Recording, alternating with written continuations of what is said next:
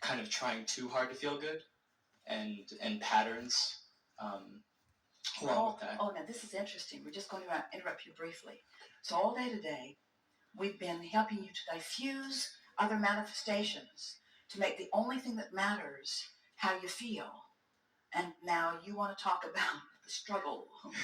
Well, no. My issue is not trying to find happiness outside myself. Yes. It's that I'm really good at working on being happy, but then it kind of resets. Maybe every day or maybe every other day. Or there'll be periods where I feel incredible and amazing and I know I'm in the vortex. And then there are times like now where I can't conceptually think of what it was like to be in the vortex. It's almost like my brain is swiped clean. Isn't that interesting? Because even though you see it happen with people who are in the chair, someone will sit down with an issue and they're all knotted up. And then after we talk for a little while, they can't even remember why they asked the question because they're so... So what you're describing is whatever frequency you got going on, whatever pattern is emanating from you most recently, really does equal your point of attraction. And you just don't have access to thoughts that are different from that very much, do you? Yeah. So the solution is, and it's fairly recently that we've been speaking it, just try to get general in your conversation about not being where you want to be. And there's something really diffusing about the generality that lets it shift. Want to talk about something specific? Yes. I've picked up a pattern recently around people. I don't know why. I used to be really outgoing and really out there, and something happened in the last 2 or 3 years, and I keep creating the same story. Great example, I just came back from a 3-month backpacking trip. And it was a great experience because I'd go to a different hostel and meet a completely different group of people, but I was creating the same events over and over again. They were following you from place to place. Exactly. And the worst part is now is that I know that I'm creating it and I can't. Well, that's the best part. I know it's the best. Because if you know you're doing it, then you have control about it. Yes. So it's far better to know that you created it rather than some God who's mad at you. Yeah, well, no, I know that I know it now, but now my work is working on it, and it's really difficult. All right, so give us some specifics. So I have this story that people's first impressions of me are that they don't like me, and I don't know why. I think they're off-put by me for some reason. And then when I leave the situation, I can kind of put myself in a better place, talk about how, great I can be and that I'm a great person. And then when I get thrown right back into a situation, it's like my energy's drained. And here's something that's really interesting. And it's something that most people are unaware of. But you ought to be aware of it because we've talked about things like it for a long while. So we're just going to create this basis of understanding, and then everything's just going to click into place for you. Most of this you could speak clearly to us, but there's a missing piece for you that you're about to feel break loose. So we all know about law of attraction, and you get it, that wherever you've got your radio dial set, that's what's going to come back to you. So if you've got it in your head for whatever reason, probably from validation from other people, that they're not really receptive to you, as you notice that they're not, then they're not, and as they're not, you notice that they're not, and then they're not, and then you notice that they're not, and then they're not. So it's like you create this scenario, different places, different faces, but the same sort of experience keeps occurring. So law of attraction is the basis of all things. We've established that. And what you're feeling and what you're thinking is what you keep getting more of. And so you want to figure out how to break that cycle. So because law of attraction only gives you things that are in the vicinity of where you are, it's logical that once you've decided, as you spoke rather clearly, that people are sort of off-put by you or put off by you, then those are the people that you most have access to. So let's just say that people are running around and they're on all different vibrational wavelengths. And we're going to make a really powerful statement here that we've not made before, but it really is amplified by this conversation that we're having. Everyone, find the perfect words. Where you are vibrationally is so where you are vibrationally is so where you are that your most satisfying communication is with other people that are right there where you are.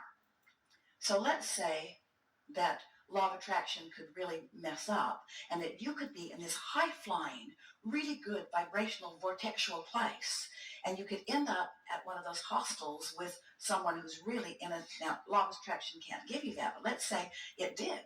So, or let's say that it's something even close to that. So you're here and they're here. What's happening is at unconscious levels, they are doing everything in their power in their quest to communicate, to get you to come to where they are. Because there's no communication, there's no experience. And so without meaning to, they would like you to be there, but it's happening even on unconscious levels. And if you're not really caring about how you feel, you'll go there easily. And when you go there, it's not their disapproval of you that you're feeling. It's your lack of resonance with who you really are that you're feeling. Did you get that? Oh. People have been saying things for a while like, well, they're just trying to bring you down to their level. Well, they are. They are. They don't mean it, but they're just trying to, that's what, so they see someone like you. You look as if everything in the, your appearance is one, and we're not just talking about the beauty of who you are physically. We're talking about your vibrational appearance. You have knowledge. You have eagerness. You have a desire to fulfill your life experience. You are radiating.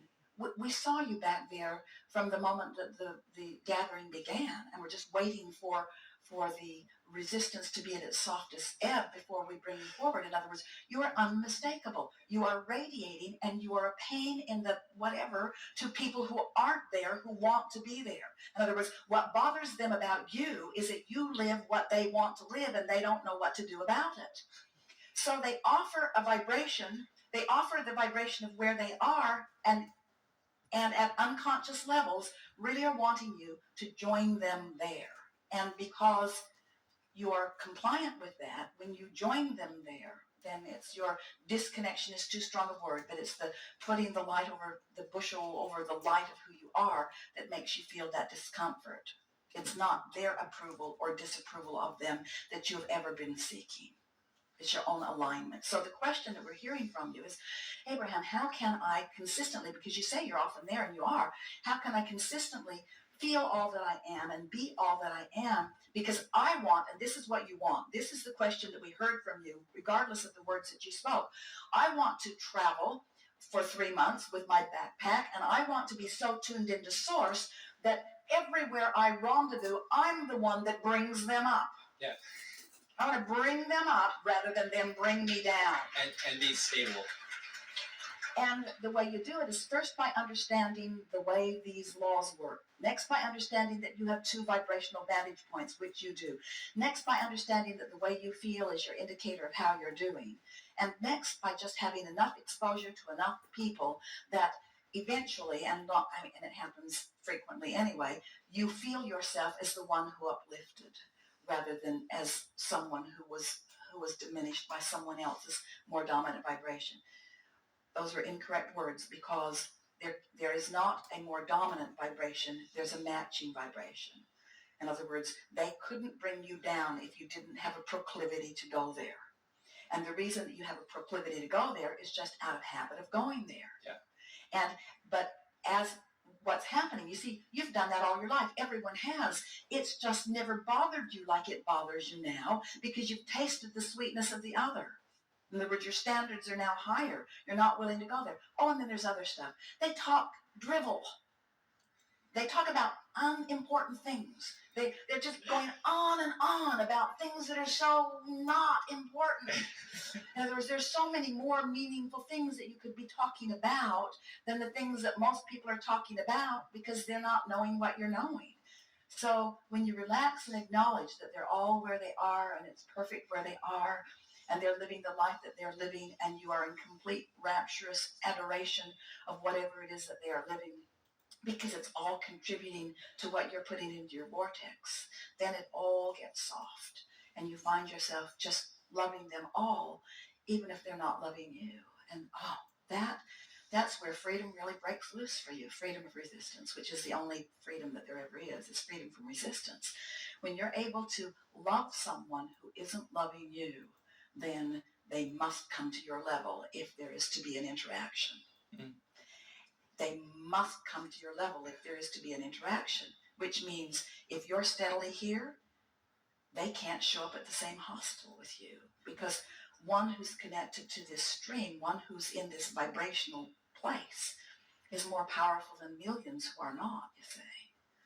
And you know every bit of that. That's what's been bugging you about this. You know that. Yeah, I've been coming to your work for a while, and I've been seeped in it. I remember my parents got me one of the Sarah books when I was like 12.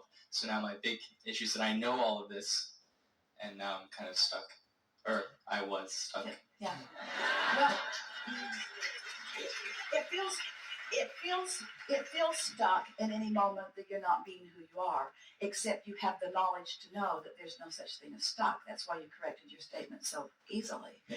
And now, don't you feel completely different than you felt when you first talked? I mean, that understanding it, doesn't it help?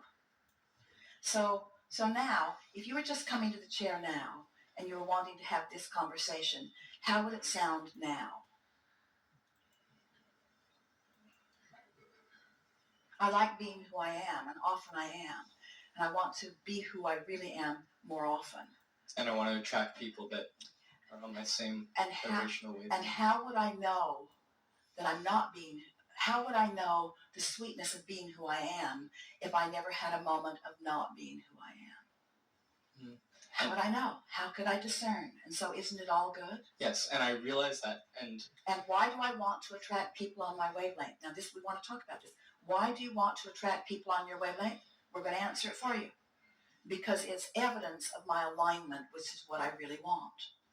Let's get that in the proper perspective, because some might say, I want to attract people on my wavelength because it feels better when it happens. But I want to attract people on my wavelength because I want to be on my wavelength. That's why. It's my wavelength that is the operative word here, not the attraction of others that confirm it and compound it and enhance it and affirm it. I want to be on my wavelength because nothing else is satisfactory to me. Nothing else is tolerable to me. I don't want to be in a moment out here on the leading edge without my inner being there. I want to be tuned into who I am so that when they show up at the party, they're tuned into who they are, because that's the party I want to go to. Right? Yes. Really good. Really, really good.